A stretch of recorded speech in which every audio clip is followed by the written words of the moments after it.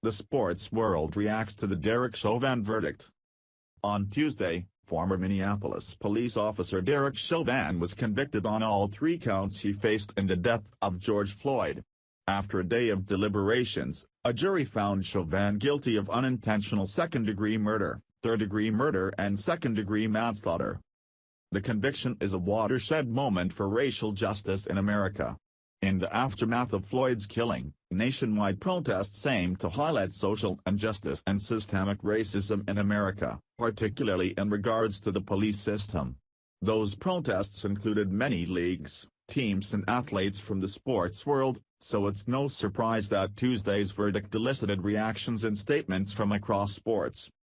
LeBron James, who has consistently been active and outspoken on many social issues over the years, weighed in with one simple word following the verdict.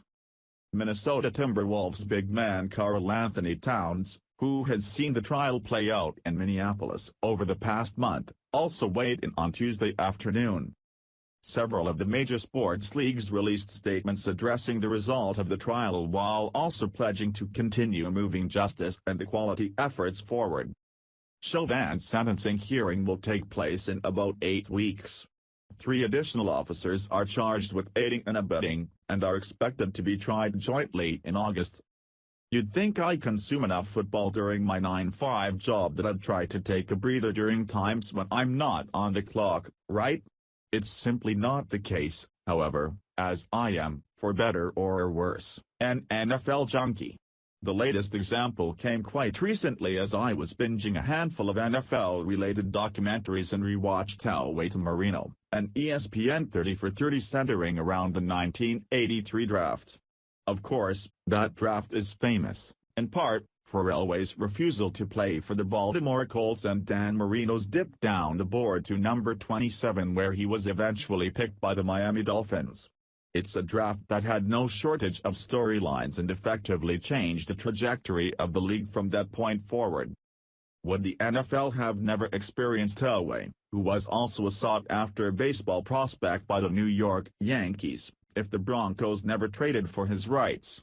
Would Dan Marino have won a Super Bowl if he landed with teams, Chiefs, Bills, Patriots, Jets, that picked a quarterback earlier in the first round?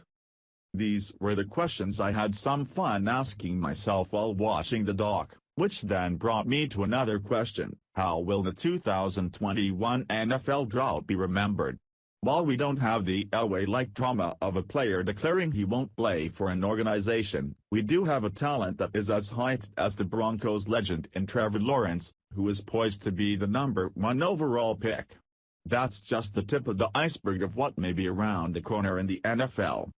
In that spirit, I decided to run through some fun hypotheticals and take a few storylines that are already surrounding the 2021 draft and project them out as possible candidates for being the headliner of how this year will eventually be remembered in the years to come. While I'm not saying these scenarios will happen, I'm simply putting them out there so they are on your radar to follow once the dust settles on this madness in a few weeks. The rise, or fall, of Trevor Lawrence. Might as well start this thing out with the guy who will hear his name first on draft night. The arrival of the Trevor Lawrence into the NFL has been hyped for a long time, and we're finally able to see it come to fruition when the Jacksonville Jaguars make him the top overall selection.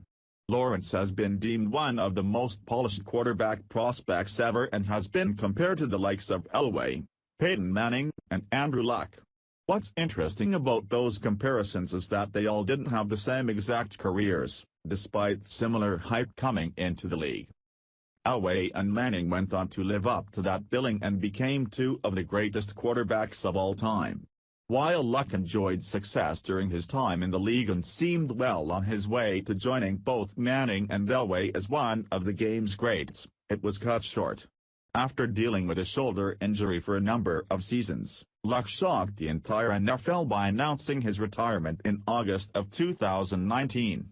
During his announcement, Luck noted that injuries have taken the joy out of this game for him and was the driving force of him walking away early. I bring that up as it relates to Lawrence because he's very much in this same situation as those 3 quarterbacks were at the time they were coming into the league. Once he's picked, it will be fascinating to see which road he goes down.